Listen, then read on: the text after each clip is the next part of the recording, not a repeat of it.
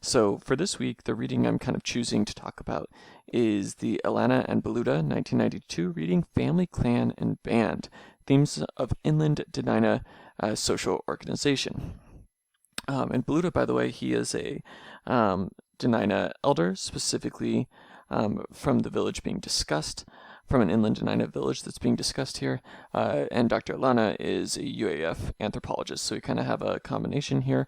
Beluda is also a former park ranger, in case you're curious. But he's a well-respected elder within his community, as I understand it. And so you've got kind of two different perspectives here, some of that emic and edic perspective, like what Dr. Boris was talking about in this lecture. And, I think it makes for a good reading, kind of a complex reading, but I think a good reading where they talk a little bit about Denina's social organization. I know that this isn't the reading that we had on the syllabus, by the way, the Osgood reading. The reason I ended up doing this one instead was because it's another one of the ones that goes along with this topic, and I thought that it was better for you to be hearing from Denina voices talking about Denina's social organization. It's also a lot more recent. That Osgood reading is old, so although I like it a lot, there's some particularities with it being an older source. I like this more updated source. There's other things I like about it as well. But anyways, that's why I'm having you read this one. I wanted to make note of just a few things on this site that you might find interesting, or on this reading that you might find interesting that I found interesting. So first of all, it starts with this really kind of beautiful, interesting story about this woman who's not married and then gives birth to 3 pups. So this kind of miraculous thing. And then eventually, she apparently wants them to be children, like human children, and they kind of can go back and forth. And so she burns their dog pelts, like they take off their dog pelts and are just like little humans. And then they can put them on, take them on and put them back off. So essentially they can transform between a human form, and then when they put their skin, their fur on, their dogs, right? They transform into dogs. That's not an uncommon theme within sacred stories. You see that, for example, with a story that I really like from the Kwakwakwa context, where they talk about the younger brother and the older brother, these 2 sons of a chief who end up happening upon where the seals go when they're resting and when they're not out in the ocean, and they come to find out that the seals essentially are humans underneath that are wearing like their sealness, their seal bodies as like a clothing. So this idea of kind of an inner human form and an outward animal form. And that's, I think, kind of a narrow part of a bigger phenomena, which we can talk about in a lot of society's sacred traditions, certainly among several different groups here in Alaska, about sort of a time period within the sacred stories in which the boundary lines between humans and animals were not so distinct, and there was greater amounts of communication between humans and animals and greater amounts of transformation, which is not to say that those things can't ever happen now, but it's to say that back in the day it was more of a common thing, and it's found in the sacred stories. I think it's Peter Kalifornsky that refers to this as the time that animals talked. So that's certainly kind of part of what's going on here, is you have this idea of these pups who can also transform into humans, or rather they are humans kind of underneath. They're kind of both, and they refer to their furs as their clothes, which it's kind of a subtle detail. You kind of have to read the story twice to figure out what's going on. And then they eventually disappear and become stars, and the mom decides that she is going to turn into the morning star. So it's kind of a beautiful story about, as they talk about it, about maternal love and connection to these children. It's a beautiful story about where the Milky Way comes from. And it's also a beautiful story kind of testifying to a human-animal relationality. So that was one thing I wanted to mention from the reading. Another thing I wanted to mention is that they talk about, they have this quote right here at the start. They say they talk about essential themes of inland Denina social organization existing in the historic past and persisting as an underlying motif of society in the 1980s. So they're writing in the 1980s, and kind of part of what they're talking about as the article goes on, is they're basically pointing out that, a couple of the people who had written about Denina or Dena'ina kinship previous to them, Osgood back in the 30s, Townsend in the 60s, had kind of had this assumption that, this kinship system, this rich kind of matrilineal kinship system that you hear Dr. Boris talking about in the lecture, that's essentially dying out and disappearing. And by contrast, Alana and Beluda have a really different perspective, and they say, yeah, definitely there's been changes, and they do a really good job of kind of providing some data for the changes. For example, later on in the paper, they talk about, well, it's becoming, a little more common for folks to marry within their own clan, but they point out, that's still not super common. And actually, this idea of clans, people generally still, certainly the people we were talking to, know their clans, know the other clans, can express that. A lot of these kinship ideas and structures are still very much in play and still a part of people's lives, even if society has changed a lot. I think that's an interesting thing to point out. I think that's partly interesting because we sometimes have these assumptions that if technology has changed, if language use has changed, therefore everything else about a society has changed. And I think this is a really good example of the fact that a lot of times cultural themes run deep and continue to affect a society. So, a lot can change about a culture, but also you have these continuities and these persistences and these underlying motifs, as the authors put it. And if you're interested in kind of that idea of cultural change yet continuity, I would also actually recommend to you my co-professor, Professor Lambern's thesis, Conservation, Continuity, Negotiation of a Proto-Athabascan Worldview by the Dena'ina, where she talks about this from kind of an archaeological and ethno-historical perspective as Dena'ina society were migrating into present-day state, sort of how Athabascan cultural continuity traits that had existed long before came to interact with kind of this new coastal/river environment. So I always find that stuff interesting, and I think valuable because I think all of us kind of have been exposed to this myth. And I don't mean that in the sense of a sacred story, the way Dr. Boris is using that term in the lecture. I mean an untrue thing. We've all been exposed to this untrue idea that native culture is sort of disappearing, and I think that's a really harmful idea. I think it's a really not true idea. I think it can also blind us to how important it is to understand Alaska Native cultures and indigenous cultures today, and the ways in which those continue to affect people in profound ways and structure their lives in profound ways.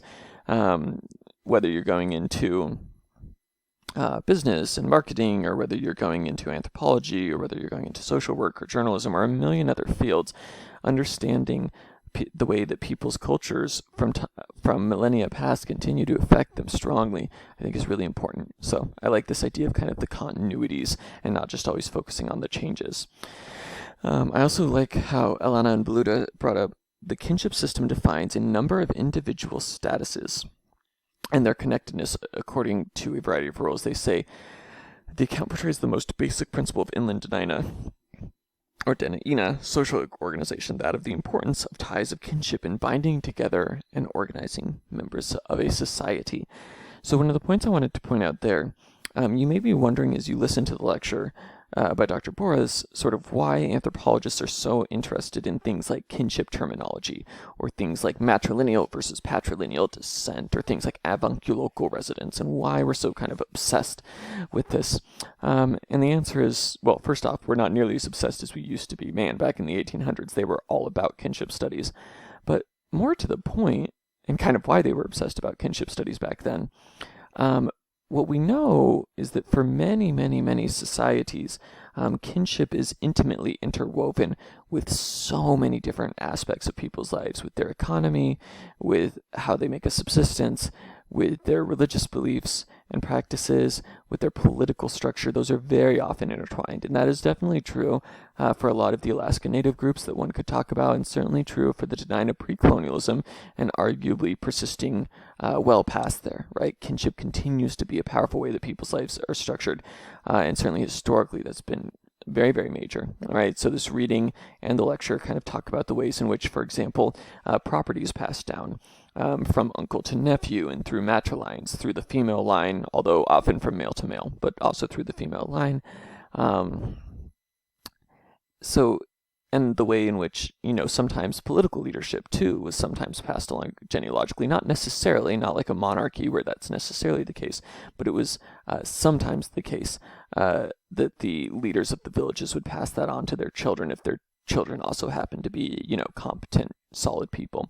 And so a lot of things were organized around kinship, and kinship was one of the most important relationships one could have. So if we seem kind of unduly obsessed with how people organize their families and their relatives, I don't think we are. I think the fact that maybe kinship systems and kinship terminologies seem sometimes ancillary to us, some of us, I think, in living in 2021 is a reflection of the fact that in industrialized societies we tend to veer very heavily towards neolocalism, towards people sort of setting up their own families once they get a job and become an adult. And we've sort of drifted from something that has been true of arguably most human societies for arguably most of human history, which is the profound effect that one's relatives have in terms of the status one has in society, who you marry, and who you follow and where you live and all sorts of other things. Kinship matters tremendously. A few other points to bring up about this reading.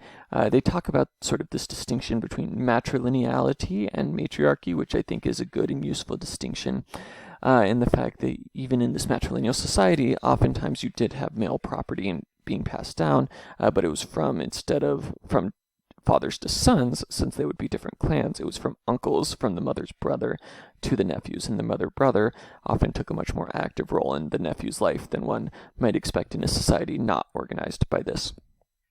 And indeed, that's a pattern that we see in many different societies. It's the power of the mother's brother in matrilineal societies as an important part of sort of organizing their lives, and also a strong emphasis in matrilineal societies on the mother-child relationship.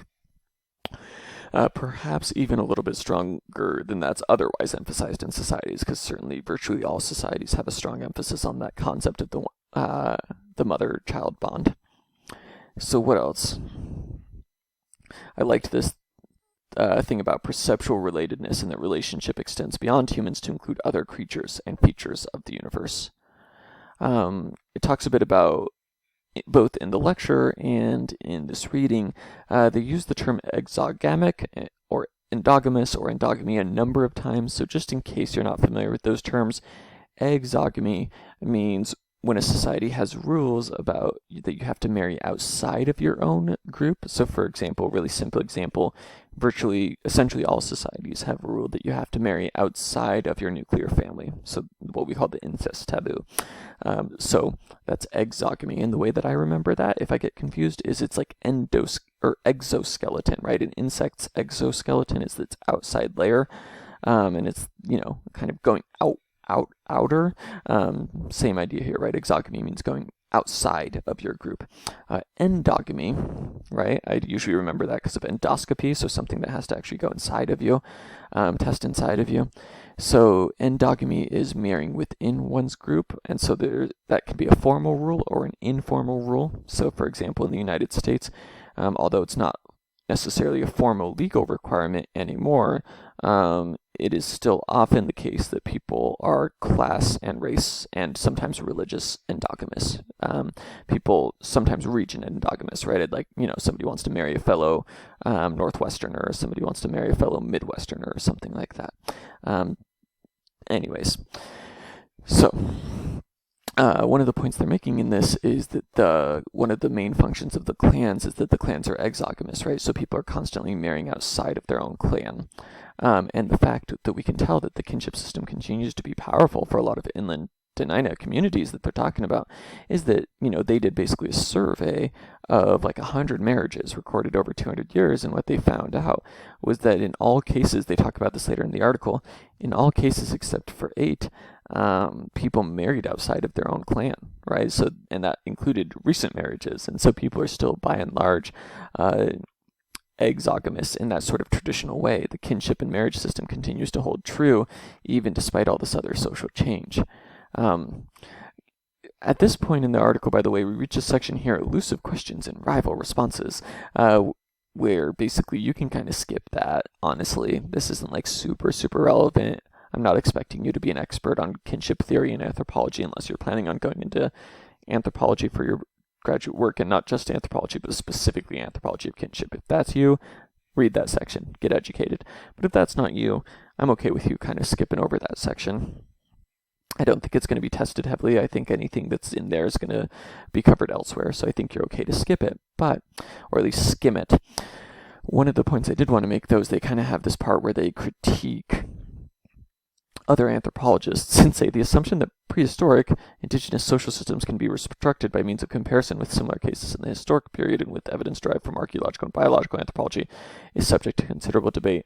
They go further into this with basically the idea of, we talk about what things were like pre-colonialism, and there's a lot of different ways that we can do that. For example, through oral history, through archaeology, through anthropologists that were working really early on in Native communities, from Native people that were writing down their recollections of what their elders had told them, sort of people that were writing early on.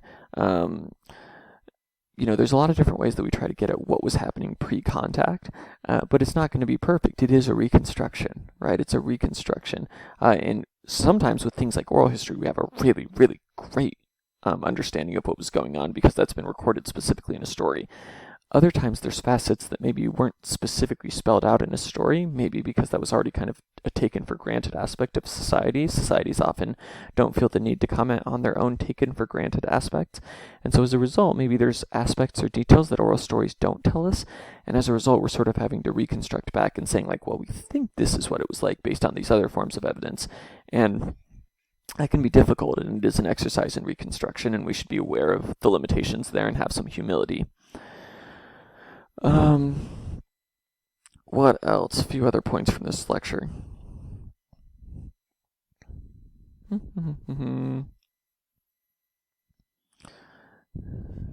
Sorry. So,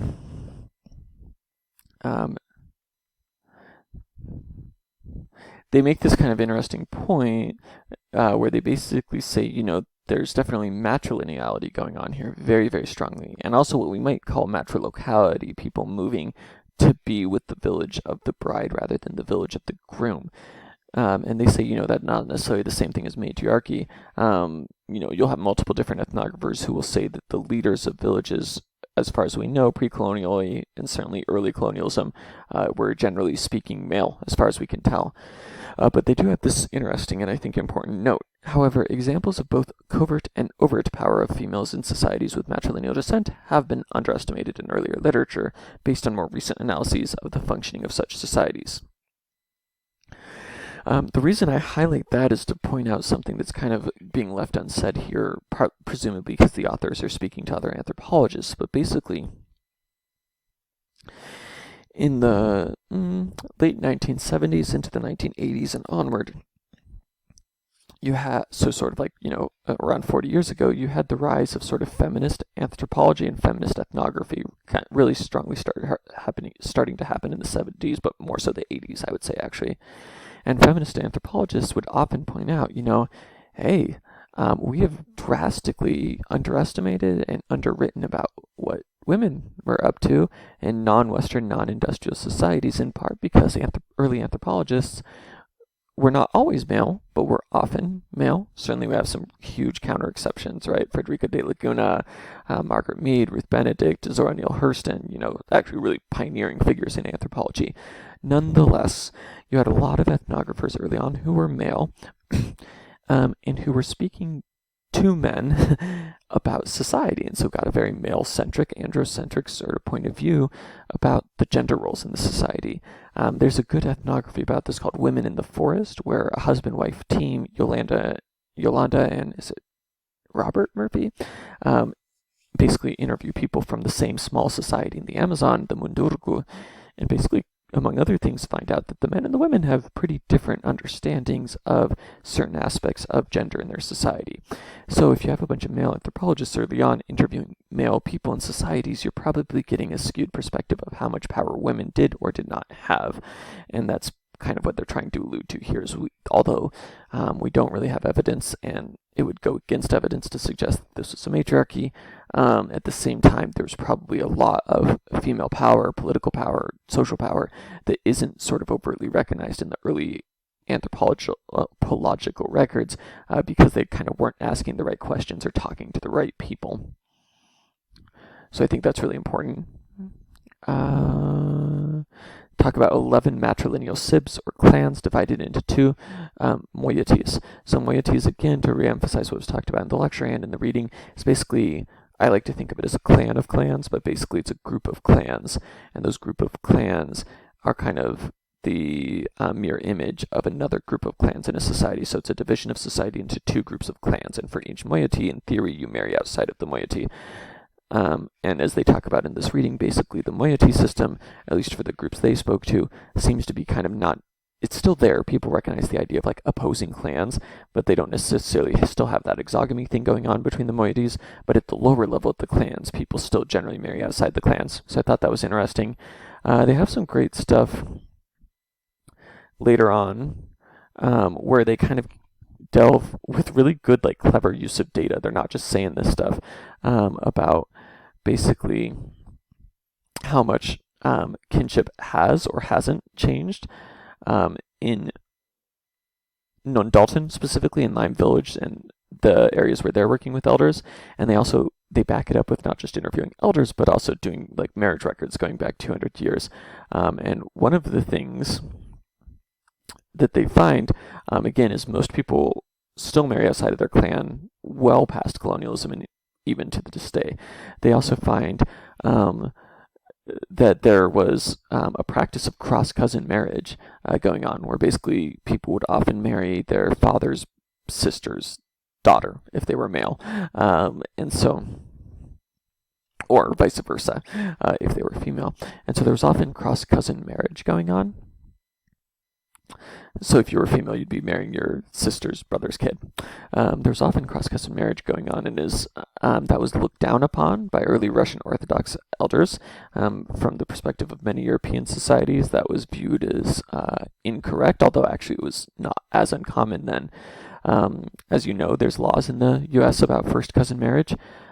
Those laws are partially based on an understanding of genetics, or not even genetics, but just sort of blood relationships from the 1800s that wasn't entirely scientifically accurate. There was sort of an overestimation of the genetic effects of intermittent cousin marriage, but that was certainly a dominant idea in Western society at the time. So the point is, there was a lot of opposition to cousin marriage that was put on Dena'ina society to kind of stop this, and yet, as they point out, still about 30% of the males born in the 1950s married women that were in that relationship to them.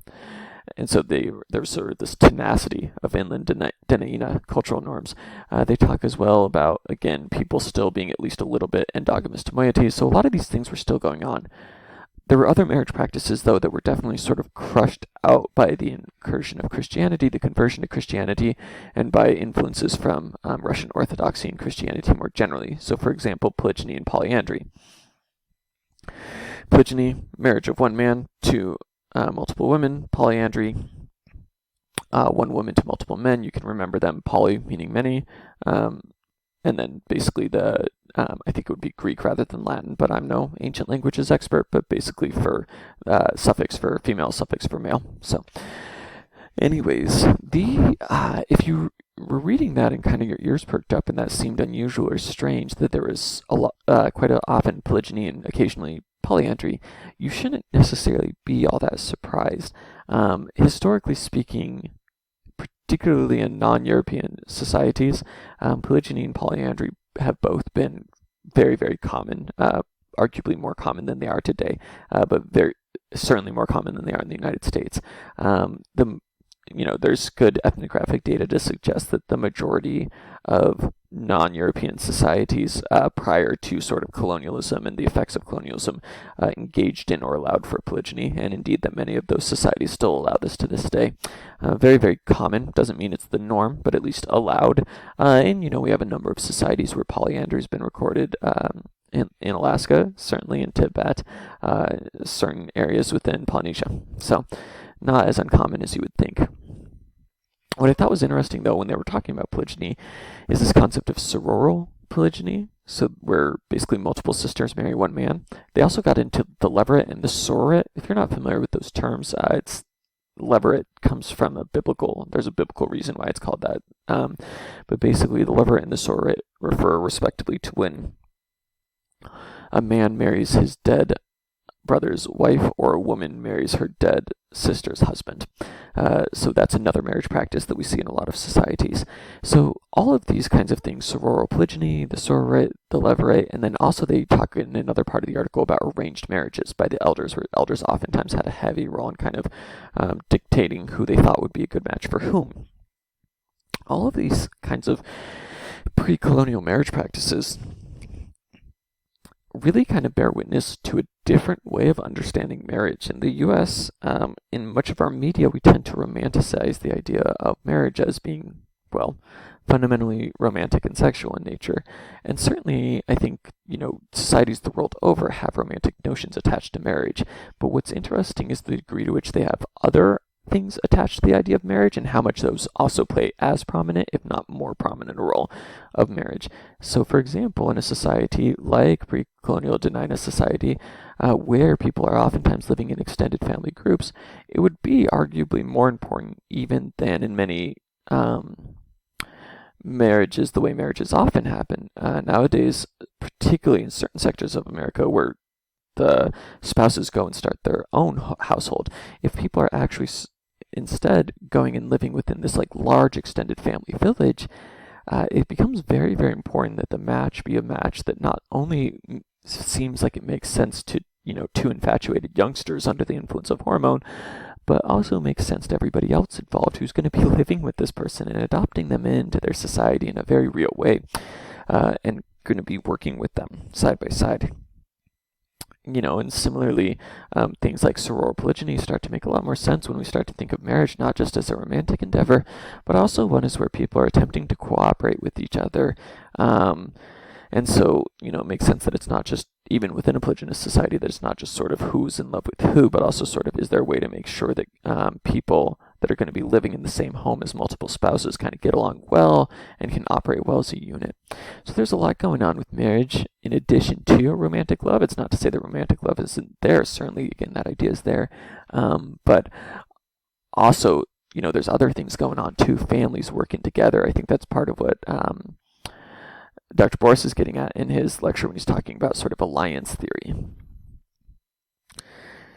And I'll say too, in addition to what he says in his lecture about alliance theory, recent studies of kinship over the last 30 years oftentimes have kind of gone beyond or in a different direction from some of Levi-Strauss's ideas and focused a lot on sort of the symbolic dimensions of kinship and also sort of the subjectivities of it, the ways in which people use kinship as a way of connecting themselves to and finding support with and identity with other kinds of people, which sort of builds on and also kinds of goes in a different direction than some of what Claude Levi-Strauss had to say. Okay, that's really what I wanted to say about this reading. That's really what I wanted to say about the lecture. I'm grateful for your time. Again, I hope that was informative to you. I just kind of wanted to add something where maybe you'd feel a little more connected to myself and to Professor Lambourne as your professors this semester. Thanks a bunch. Bye-bye.